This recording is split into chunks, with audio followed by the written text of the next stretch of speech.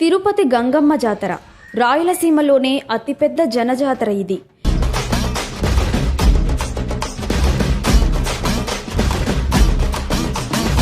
వింత ఆచారాలు, విచిత్ర వేషధారణలతో వారం రోజుల పాటు సాగే ఈ జాతరలో అనేక ప్రత్యేకతలు ఉన్నాయి. అసలు గంగమ్మ జాతర చరిత్ర ఏంటి? ఈ జాతరను ఎలా నిర్వహిస్తారు? ఈ వీడియోలో తెలుసుకుందాం.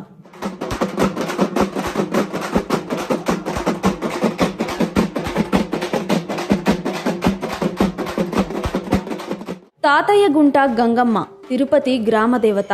ఆ గంగమ్మ తల్లి గురించి ఓ కథ ప్రాచుర్యంలో ఉంది. తిరుపతిని పాలెగాళ్లు పరిపాలించే కాలంలో ఒక పాలెగాడు తన రాజ్యంలోని యువతులను అత్యాచారం చేసేవాడని, కొత్తగా పెళ్లైన వధువులంతా మొదటి రాత్రి తనతో గడపాలని ఆంక్షలు విధించాడని చెబుతారు. దాంతో ఆ పాలెగాడిని అంతం చేసేందుకు తిరుపతికి 2 కిలోమీటర్ల దూరంలోని అవిలాల గ్రామంలో కైకాల కులంలో గంగమ్మ జన్మించిందని భక్తుల నమ్మకం. యుక్త వయసుకు వచ్చిన గంగమ్మపై కూడా కన్నేసిన పాలెగాడు ఈమెపై అత్యాచారానికి ప్రయత్నించడంతో గంగమ్మ విశ్వరూపం చూపించిందట. ఆమె తనను వధించడానికి అవతరించిన శక్తి అని తెలుసుకున్న పాలెగాడు పారిపోయి దాక్కున్నాడట. తరువాత గంగమ్మ పాలెగాడిని వెతుకుతూ రకరకాల మారువేషాలు ధరించి 3 రోజుల పాటు గాలించిందట. మొదటి రోజు బైరాగి వేషం, 2వ రోజు బండవేషం, 3వ రోజు తోటి వేషాలు వేసిందట. అయినప్పటికీ పాలెగాడు కనిపించకపోవడంతో 4వ రోజు దొరవేషం వేసిందట. తన ప్రభువైన దొర వచ్చాడనుకున్న పాలెగాడు బయటకు రావడంతో గంగమ్మ అతడిని వధించిందట.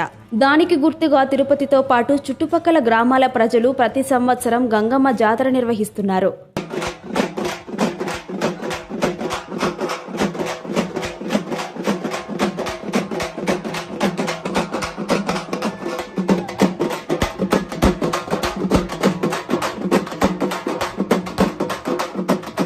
తమిళ సాంప్రదాయం ప్రకారం ప్రతి ఏటా చిత్రీ నెల చివరి మంగళవారం చాటింపు జరుగుతుంది. ఇందులో భాగంగా ఉదయం ఆలయ ప్రాంగణంలోని అమ్మవారి విశ్వరూప స్తూపానికి అభిషేకం చేయించి ఒడిబాల కడతారు. సాయంత్రం గంగమ్మ జన్మస్థలం అవిలాల గ్రామం నుంచి కైకాల కుల పెద్దలు పసుపు, కుంకుమ, నూతన వస్త్రాల సారెను తీసుకువస్తారు. ఈ పసుపు కుంకుమలను అర్ధరాత్రి 12 గంటలకు తిరుపతి పొలిమేర్లలో చల్లుతూ జాతర పూర్తయ్యే వరకు ఊరి ప్రజలెవరూ పొలిమేరలు దాటకూడదని చాటింపు వేస్తారు. భక్తులు రకరకాల వేషాలు ధరించడం ఈ జాతర ప్రత్యేకత. మొదటి రోజున వేసే బైరాగి వేషం కామాన్ని జయించడానికి గుర్తుగా భావిస్తారు. 2వ రోజు బండ వేషాన్ని మనిషి కష్టనష్టాలకు వెనుకాడకుండా బండలా ఉండాలనే సత్యాన్ని చాటుతుందని నమ్ముతారు. ఇక 3వ రోజు చిన్నపిల్లలు ఎక్కువగా వేసే తోటి వేషం ఉంటుంది. 4వ రోజు వేసే దొరవేషంతో నృత్యాలు చేస్తూ ఊరంతా తిరిగిన తర్వాత మొక్కులు చెల్లించుకుంటారు.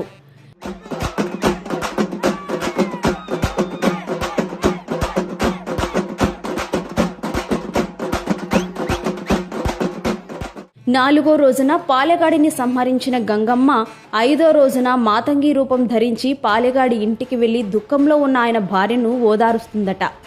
దీనిని గుర్తు చేసుకుంటూ భక్తులు 5వ రోజు మాతంగి వేషాలు వేస్తారు. పురుషులు మీసాలతో ఆడవేషం వేసుకుంటారు. పట్టుచీర కట్టుకుని ఆభరణాలు పెట్టుకోవడంతో పాటు మెడలో నిమ్మకాయల దండ, పూలమాల ధరిస్తారు. పుష్ప 2 పోస్టర్లో అల్లు అర్జున్ కనిపించేది ఈ వేషంలోనే.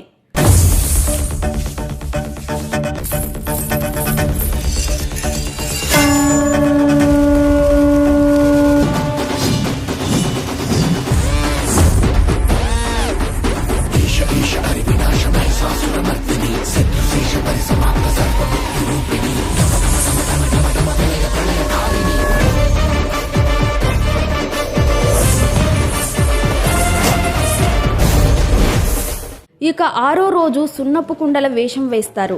7వ రోజున జాతరలో భాగంగా సప్పరాల ఉత్సవం జరుగుతుంది. గోపురాల్లా ఉండే సప్పరాలను తయారు చేసి వాటిని శరీరంపై నిలబెట్టుకుంటారు. అలా చేస్తే తమ కోర్కెలు నెరవేరుతాయని విశ్వసిస్తారు. అదే రోజున కైకాల కులస్తులు పేరంటాల వేషంలో ఉన్న ఆలయానికి చేరుకొని నీలం రంగు ద్రవంతో బంకమట్టిని కలిపి అమ్మవారి భీకరమైన విశ్వరూపాన్ని తయారు చేస్తారు. అర్ధరాత్రి తరువాత ఆలయం ముందు గంగమ్మ విశ్వరూపాన్ని ప్రతిష్ఠిస్తారు. ఒక వ్యక్తి పేరంటాలులాగా వేషం వేసి విశ్వరూపం చెంప నరుకుతాడు.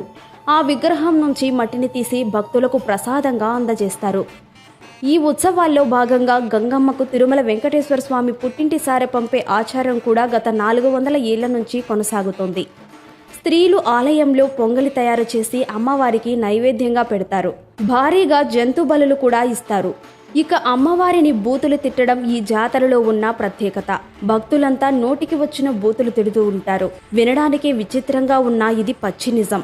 గంగమ్మను ఎంత తిడితే అంత శాంతిస్తుందట. అందుకే నోటికి వచ్చినట్లు తిడుతూ తమ భక్తిని చాటుకుంటారు. ఇది తిరుపతి గంగమ్మ జాతర కదా.